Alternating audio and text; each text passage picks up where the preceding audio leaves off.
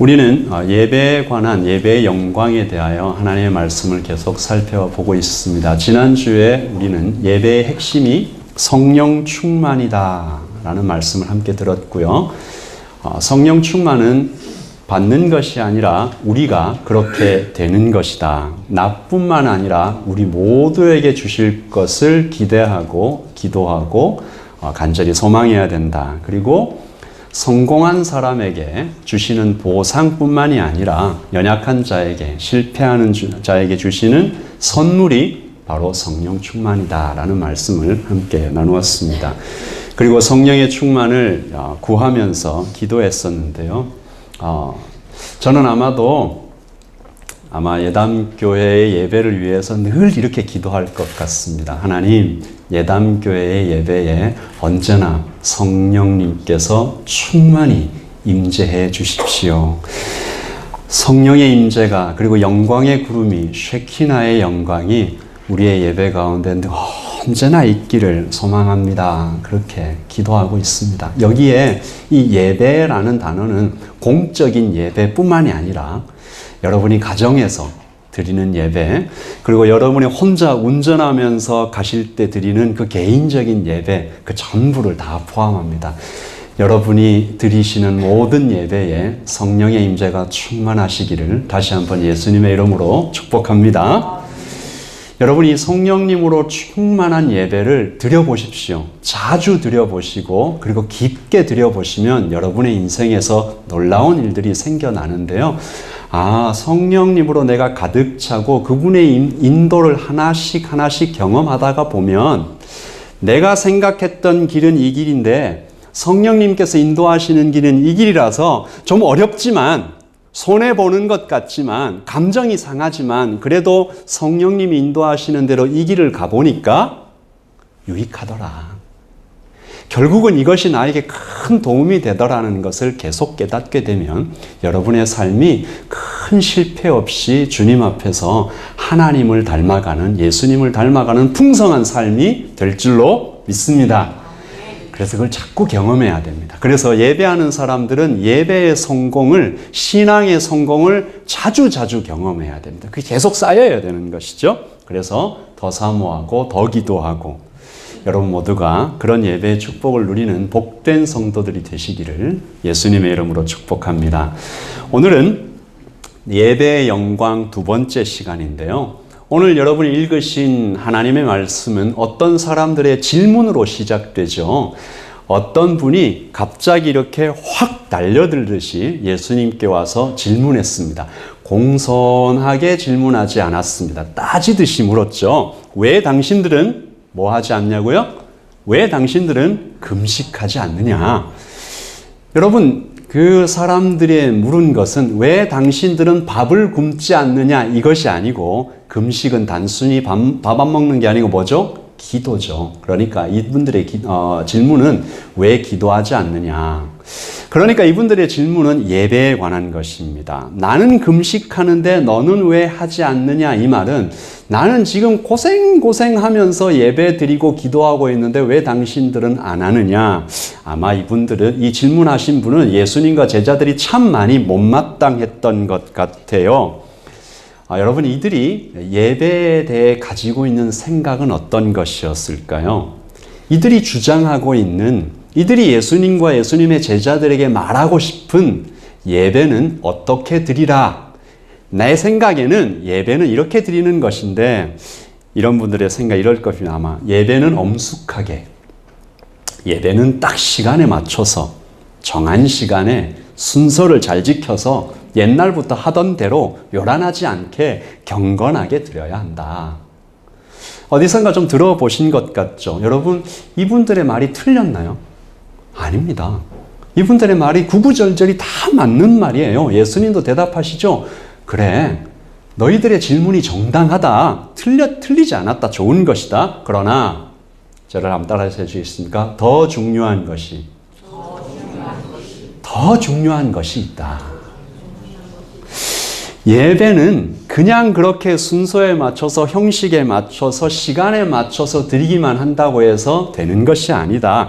예배는 잘 드려야 되고 바르게 드려야 되는데, 여러분, 원래 이 금식이 처음 시작된 시작점을 보면 이 금식 기도는 회개를 목적으로 해서 시작되었습니다. 하나님 앞에서 너무 부끄러운 자신의 죄 때문에, 민족의 죄 때문에 음식을 먹지 못할 정도로 괴로운 마음으로 바닥에 엎드려 기도했던 것이 금식 기도입니다. 가슴이 막 불에 타듯이 아파서 주님 앞에 나가서 음식 먹는 것도 잊어버리고 했던 기도가 기도였죠. 여러분, 이 금식 기도를 통해서 많은 영혼들이 회복되었습니다. 하나님의 마음을 움직이는 기도라는 별명이 붙었어요. 그래서 모세는 매년, 이 기도 굉장히 유익하다. 모세는 매년 한 번씩 대속죄일에 우리 민족 전체가 자신의 죄를 회개하며 금식으로 기도하도록 명령했습니다. 이것을 율법에다가 기록해놨어요. 얼마나 유익한 기도면. 그런데 시간이 지나고 나니까 이 기도가 변질됩니다. 시간이 지날수록 따라오는 이 종교 지도자들이 이 금식 기도를 자꾸 점점 이 횟수를 자꾸 늘렸어요. 예수님 당시쯤 되면 유대인들은 일주일에 2번씩 금식했다고 합니다. 우리 예담교회도 그렇게 한번 해볼까라는 생각이 들기도 했는데, 물론 이분들의 금식이 하루 종일 하는 금식은 아니었어요. 아침 6시부터 저녁 6시까지 부분적으로 하는 금식이었지만, 여러분, 그래도 매주 이틀씩 평생 금식한다는 것은 정말 쉬운 일이 아닙니다. 굉장히 훌륭한 것이죠. 그리고 아침 6시부터 저녁 6시까지 금식만 하는 것이 아니라 그 시간을 온전히 하나님 앞에 기도하고 하나님 앞에 나와서 예배한다라는 것은 참 훌륭한 일입니다. 그런데 의미는 다 사라지고 형식만 남아버렸어요. 회개하는 애통한 마음도 없어지고 기도를 들으시는 하나님에 대한 생각도 온데간데 없어지고 뭐만 남았습니까? 금식을 하고 있는 나 자신만 남았어요. 금식 기도를 하고 있는 나 자신의 자랑만 남았습니다. 자, 내가 여기 금식을 하고 있습니다. 동네방네 다니면서 자랑을 했는데, 참 제가 이 설교문을 적으면서도 이 문장이 참 아이러니했어요. 기도하면 할수록, 예배하면 할수록 더 교만해지는. 여러분도 이 문장이 좀 이상하죠?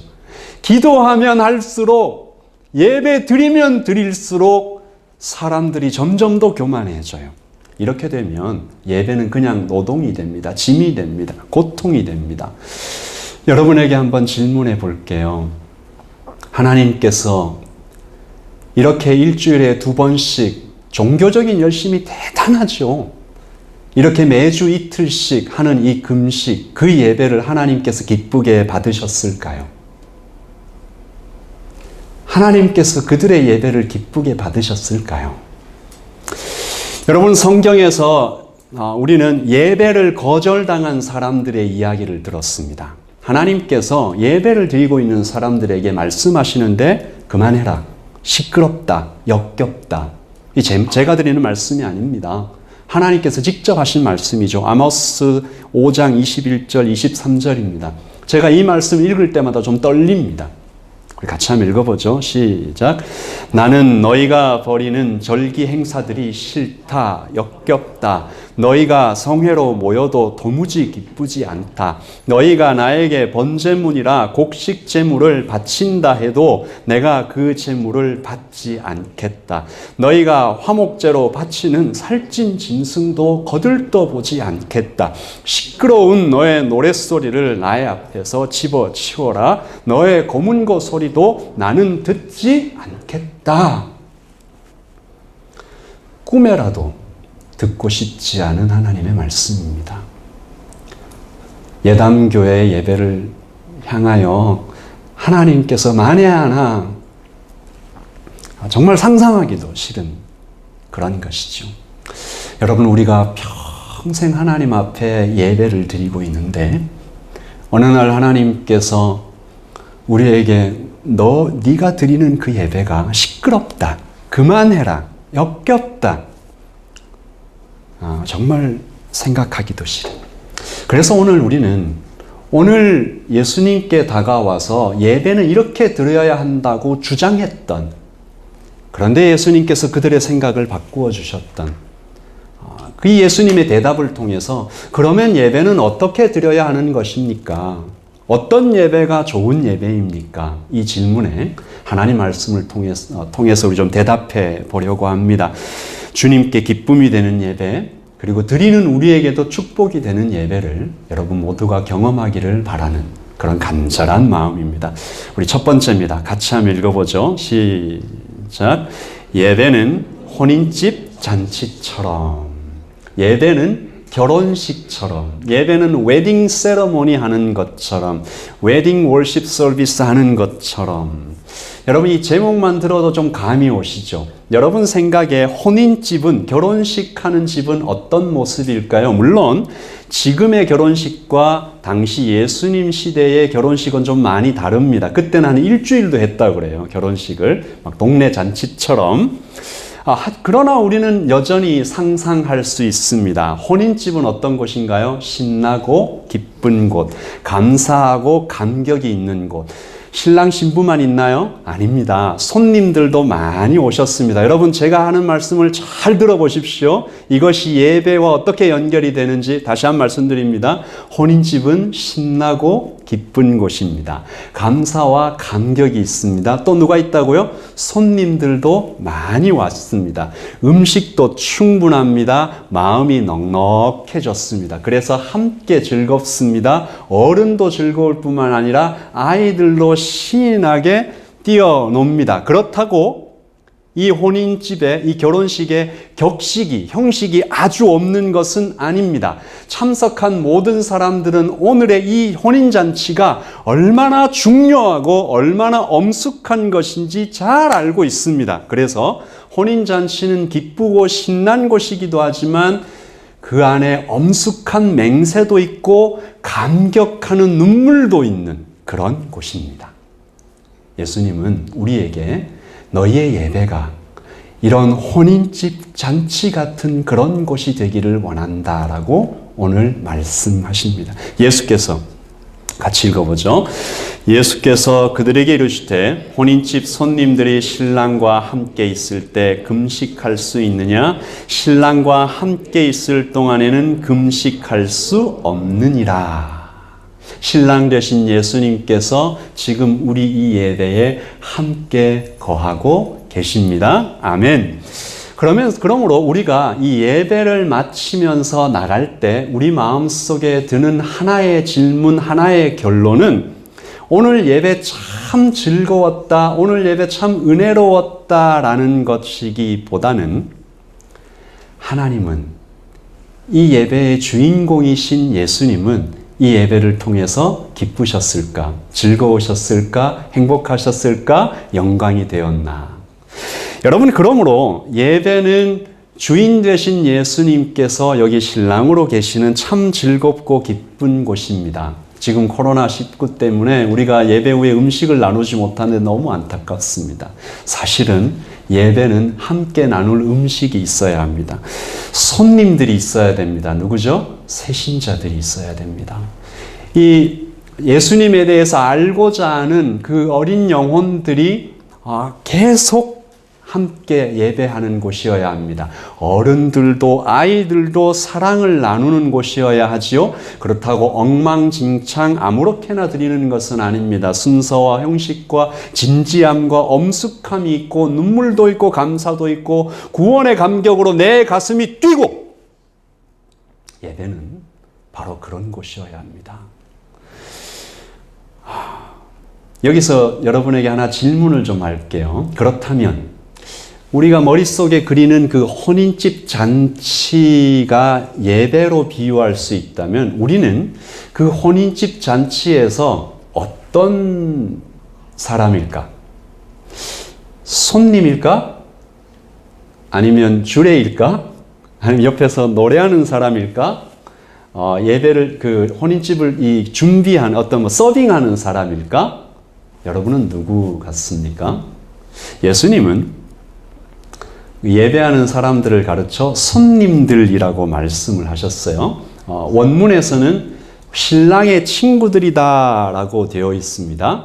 여러분, 그러나 이 말씀을 조금 더 깊이 자세히 봐야 됩니다. 그때는 그랬습니다. 그런데 지금은 아닙니다. 지금은 예수님께서 이미 십자가에서 죽으셨고 부활하셨고 우리가 예수님을 마음속에 영접했고 성령께서 내 안에 들어와 계신 시대입니다. 그러면 우리는 누구입니까? 그러면 우리는 결혼식에서 누구예요? 우리는 신부입니다.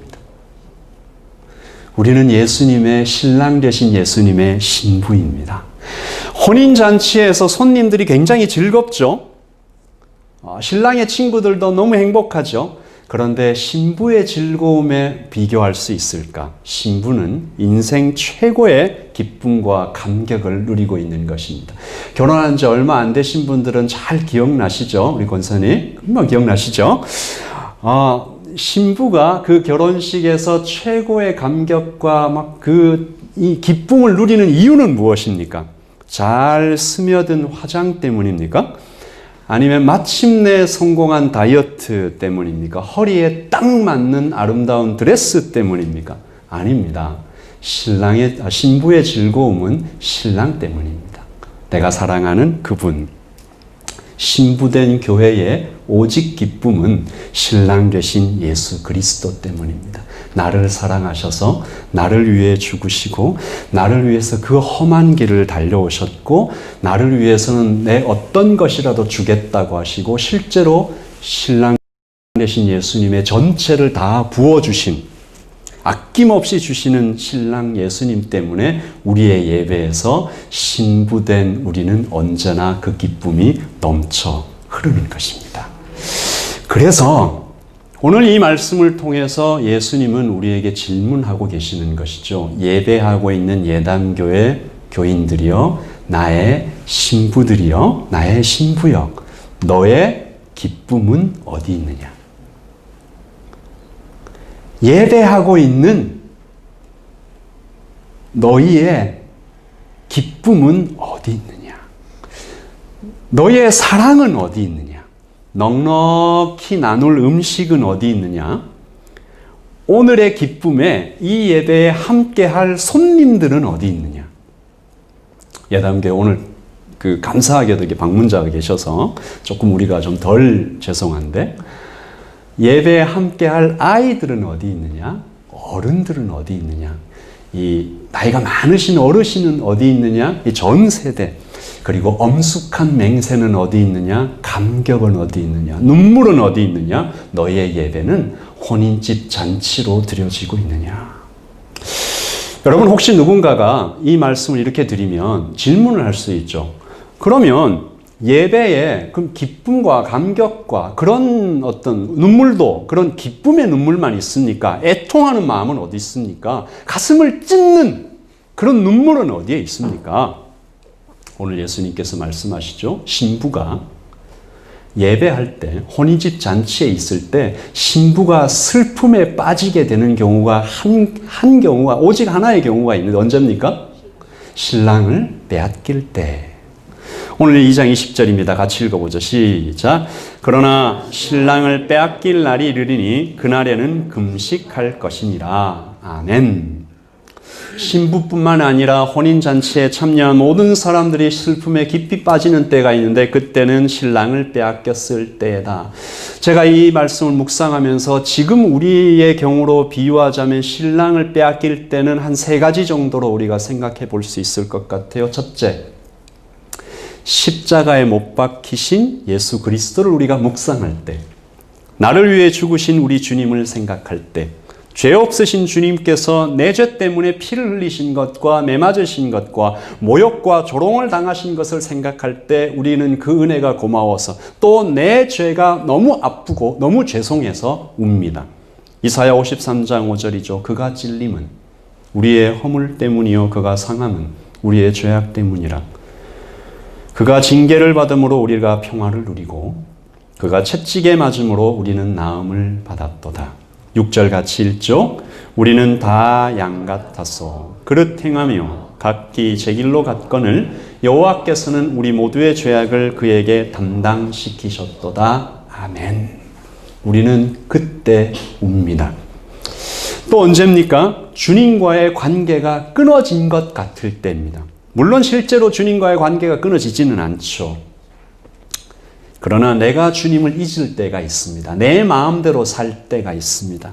영국의 찰스 스펄전 목사님의 한 예화죠. 어느 날 목사님이 방 안에서 막 울고 계세요. 사모님이 오셔서 왜 우십니까? 무슨 큰일이 생겼습니까? 이렇게 물었어요. 그래서 목사님이 대답하시는데 내가 오늘 기도를 하면서 십자가를 지신 주님을 묵상하고 있는데 내 마음 안에 아무런 감동이 없습니다. 눈물도 없고 사막 같은 내 영혼은 아마 병든 것 같습니다. 그러면서 막 울었다는 거죠. 이 목사님의 일 때문에 유명한 말이 생겼죠. 성도는 언제나 우는 사람이다. 십자가를 바라볼 때요. 십자가를 바라보면서 그 감격 때문에 울든지, 십자가를 바라보았는데 아무런 눈물이 없는 나 자신을 바라보며 울든지. 그리고 마지막 세 번째입니다. 예배에 참석했는데 혼인집 잔치가 열렸는데 신랑이 울고 계세요. 아니 왜 우시냐고. 신랑 되신 이 예수님의 눈물이 흐르는 그곳을 같이 바라볼 때, 여러분 예수님께서 어디를 바라보면서 우셨죠? 목자 없는 양 같은 사람들을 보시면서 우셨습니다. 우리도 예수님을 이렇게 신부된 우리가 신랑 되신 예수님의 얼굴을 이렇게 쳐다보고 있으면 그 눈에서 흐르는 눈물을 우리가 같이 볼 때 같이 울게 되는 것이죠. 여러분, 우리는 기도의 자리에서 그렇게 주님의 마음으로 울며 기도하던 선배들을 많이 알고 있습니다.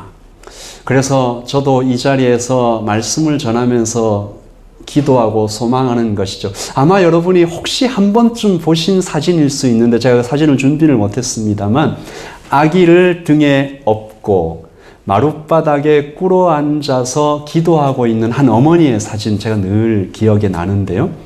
우리는 그 은혜를 입고 지금 여기에 있는 분들이죠. 그렇게 기도로 눈물로 기도하면서 다음 세대를 양육했었던 여러분들의 그 신앙과 그 눈물이 여기에 예배하고 있는 모든 중고등부에게 청년들에게 계속 흘러 그렇게 전해지기를 소망합니다. 이상의 세 가지 이유가 아니라면 십자가 지신 주님을 묵상할 때나 아니면 나 자신의 메마름을 볼 때나 아니면 주님의 눈물이 향하는 그곳을 바라볼 때가 아니면 우리의 예배는 항상 혼인집 잔치 같아야 합니다. 우리 예담의 예배도 언제나 그 혼인집 잔치 같은 곳이 되기를 예수님의 이름으로 축복합니다. 신랑 되신 예수님을 만나는 기쁨, 늘 손님들이 있고 아이와 어른이 함께 즐거워하는 그런 곳이 되기를 소망하는 것입니다. 그리고 예수님께서 말씀을 이어가시는데 둘째입니다. 같이 읽어보죠. 시작. 예배는 날마다 새롭게. 말씀 같이 읽을게요. 시작. 새 포도주를 낡은 가죽 부대에 넣는 자가 없나니 만일 그렇게 하면 새 포도주가 부대를 터뜨려 포도주와 부대를 버리게 되리라. 오직 새 포도주는 새 부대에 넣느니라 하시니라. 아멘. 여기 나온 말씀에 새 포도주와 새 부대, 한글로는 둘 다 새잖아요. 그런데 헬라어로는 다릅니다. 새 포도주라고 했을 때 new는 헬라어로 네오스이고요. 뒤에 새 부대라고 했을 때 new는 카이노스입니다. 둘 다 새 것이다 라는 뜻이지만 뜻이 많이 다릅니다. 앞에 네오스는요, 차를 세차했을 때, 새 것 같다 할 때 이게 네오스입니다. 이 본질이 바뀌지 않았어요. 그런데 뒤에 카이노스는 아예 차를 새로 샀어요. 다른 브랜드로, 전혀 다른 차로. 새 차라고 얘기할 때 이것은 카이노스입니다. 그러니까 카이노스, 새 부대, 즉 와인스키는 시간이 지나면 상하는 거예요. 시간이 지나면 썩어요. 못 쓰게 돼요. 그래서 새 것으로 바꿔야 됩니다. 그런데 네오스, 이 좋은 와인, 새 와인은 시간이 지나면 어떻게 되나요? 여러분 잘 안 드셔보셔서 잘 모르시는 것 같은데, 이 와인은 시간이 지나면 지날수록 더 깊어지고 더 좋아진다는 이야기가 있습니다. 오래될수록. 여러분, 여기에서 비유된 와인은 무엇일까요? 무엇을 비유하는 것입니까? 예수님입니다. 참 포도나무이신 예수님이죠. 햇빛같이 붉은 이 와인의 색이 예수님의 피를 생각나게 하지요. 생명까지 버리신 예수님의 사랑을 떠오르게 합니다. 그러면 와인스킨은 뭘까요? 이 예수님을 담아 전달하는 그릇이 아니겠습니까? 이것은 거듭난 개인의 영을 말하기도 하지만 예수님을 높여드리는 예배의 다양한 모습이라고도 우리가 생각해 볼 수 있을 것 같아요. 그러므로 여러분, 와인은 변하지 않습니다.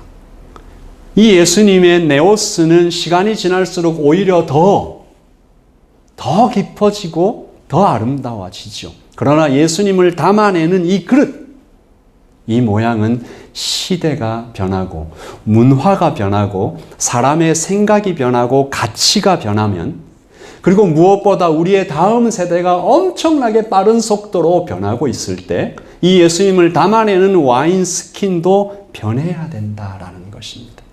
그러므로 우리는 오늘 예배 때 우리가 이 예담교회가 다 함께 공감하고 함께 동의해야 하는 것은, 우리는 변하지 않는 예수님은 중심에 딱 모시고 그 예수님을 담아내는 모습인 이 예배와 우리의 모든 것들은 개혁해 나가야 한다. 어떤 분이 교회는 개혁된 교회, Reformed Church가 아니라 개혁하는 교회, Reforming Church가 되어야 한다. 늘, 언제나. 개혁된 상태에 머물러 있는 교회가 아니라 지속적으로 개혁해 나가는 교회가 되어야 한다라고 얘기하셨죠. 예배도 마찬가지입니다. 여러분, 이것은 말로는 쉽지만 굉장히 어려운 것입니다. 익숙한 것이 편하죠. 여러분, 차를 운전을 해도요, 늘 익숙한 길로 가는 것이 편합니다. 내가 잘 모르는 곳으로 변화되는 것은 두려워요. 아마도 한 번쯤 경험해 보셨을 텐데, 이사하고 나서 한두 번쯤 옛날 집으로 가보신 적 있죠. 아무 옆 사람이랑 이야기하다가. 익숙한 것이 편한 것이에요. 그래서 낡은 와인스킨을 잘 버리지 못합니다. 오래오래 곁에 두고 계속 가지고 싶어 하죠. 조심조심 사용하면 그래도 오래 쓸 수 있을 것 같습니다. 제가 이 말씀을 묵상하는데 이런 생각이 들었습니다. 여러분 한번 대답해 보십시오. 와인스킨이 이미 낡았어요. 이 올드 와인스킨을 그래도 계속 사용하고 싶으면 어떻게 하면 되겠습니까? 와인을 담지 않으면 됩니다. 햇볕에 말려서 벽에 걸어두면 됩니다. 아주 가끔 1년에 한 번 정도 와인 담아 볼 수 있을까? 여러분, 제가 무슨 말씀을 드린지 아시겠어요?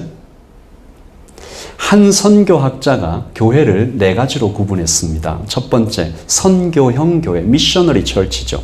혼인집 잔치 같은 교회입니다. 늘 손님들이 있죠.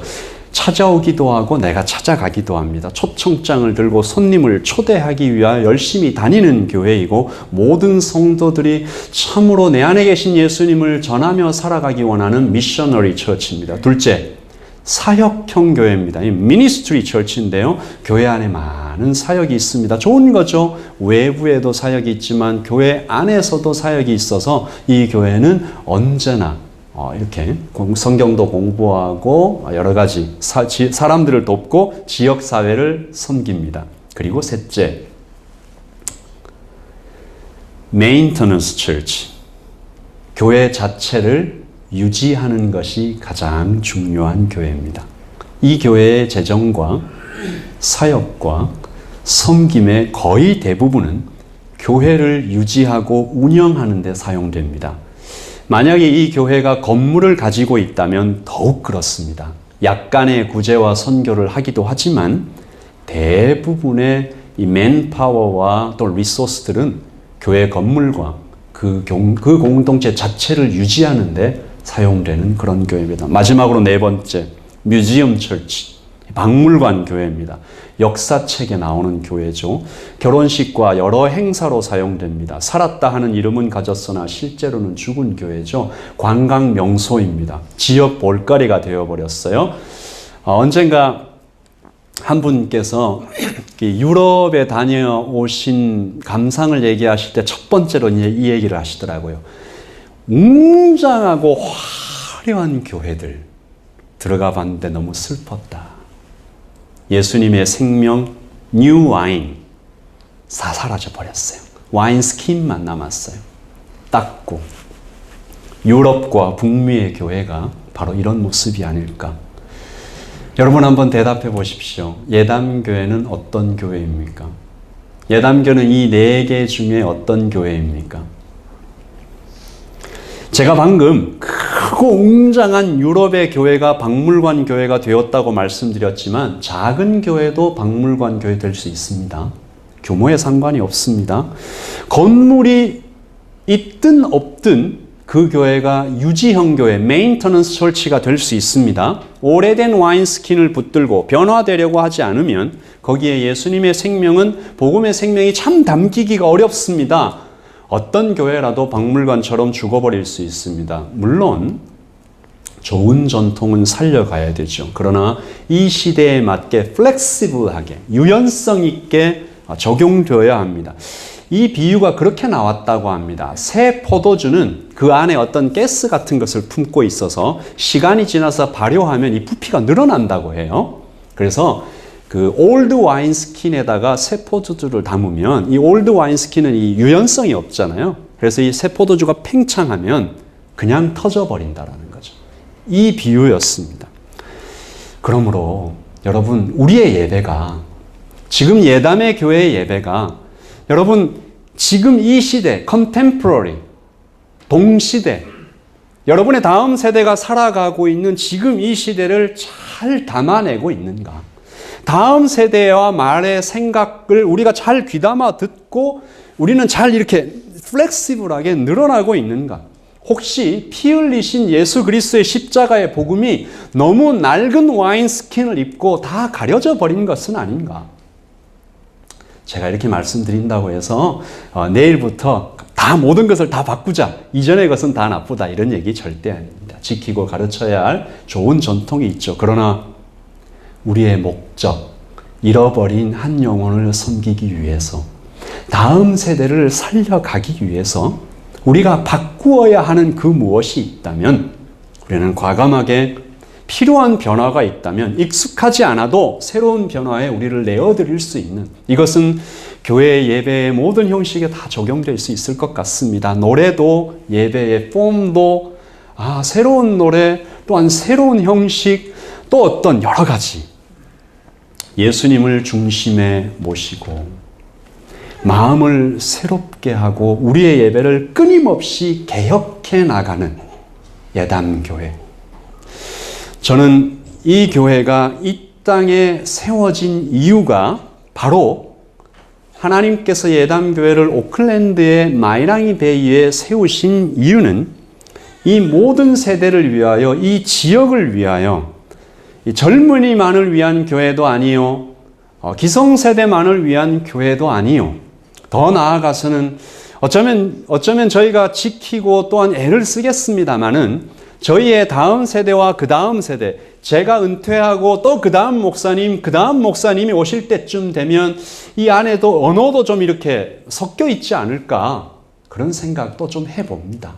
어떤 방향이 맞는 것인지 사실은 잘 정확하게 알 수는 없어요. 그러나 계속해서 복음의 생명력은 우리가 목숨을 걸고 지켜 나가지만 그것을 담아내는 그릇은 어떻게 우리가 좀, 예수님께서 당시에 이렇게 다니시면서 말씀을 전하실 때 그 방식이요, 당시 랍비들하고는 너무 많이 달라서 사람들 참 많이 당황한 부분이 있습니다. 길 걸어가다가, 이렇게 길을 걸어가시다가 이 풀 보시고, 자, 이 풀을 봐라, 위에 날아다니는 새를 보고 공중의 새를 봐라, 이런 식으로 설교를 하셨으니까, 말하자면 지금으로 치면 이 막 비주얼 프로젝터 큰 거 설치해 놓고 하시던 그런 느낌이죠. 당시의 소피스트, 당시의 랍비들은 이렇게 논리적으로 하지 않았습니까?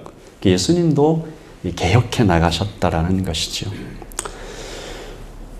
예배는 혼인집 잔치처럼, 그리고 그 혼인집 잔치로 우리가 어느 모습이 되었다고 해도 또 그 모습도 개혁해 나가는, 리포임드 처치가 아니라 리포밍 처치가 우리 세대뿐 아니라, 예배를 마치고 우리 중고등부 형제 자매들이 저한테 와서 얘기를 좀 해주세요. 예담교회 예배는 우리 중고등부 저 청년들도 와서 얘기를 좀 해주세요. 우리도 드릴 만한, 우리의 영도 좀 이렇게 터치하는 그런 예배입니까? 아니면 도대체 못 알아듣겠고 너무 좀 딱딱하고 좀 이렇게 컨템포러리하지 않습니다. 분명히 목사님이 얘기하시는, 그리고 이 어른들이 지켜나가고 싶은 그 가치는 제가 알겠는데, 그 예수님의 그 뜨거운 사랑과 놀라우신 그건 알겠는데 잘 안 들어옵니다.